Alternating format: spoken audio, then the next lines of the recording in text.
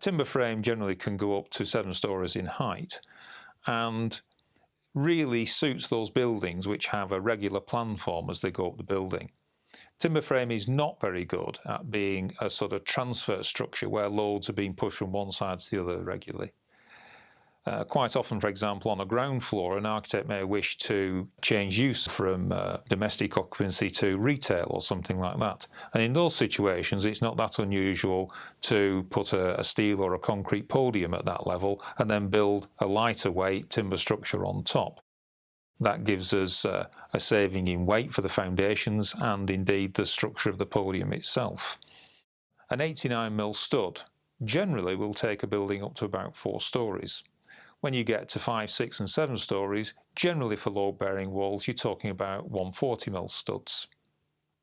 In terms of the outside of the building, timber frame is very good at supporting all sorts of cladding materials, from brick to trespa cladding to timber cladding and all shades in between.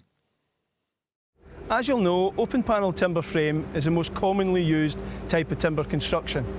Within open panel timber frame, however, we can achieve quite a wide range of U-value performance. We can do this by applying laminate finishes to the inside or the outside face of the stud, or indeed we can pack the stud with higher quality insulation or make the stud wider.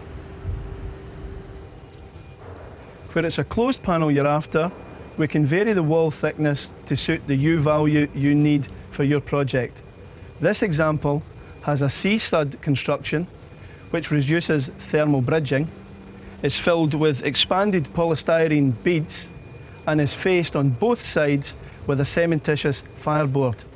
On the inside, we have a service void to put electrical services, and then if we move round, we can see the gaskets that, when the panels are joined together, provide the air tightness required. You only need to look at this mock-up to see how best we can help you achieve the U-values and specification you require. This sample, for instance, achieves a U-value of 0.15.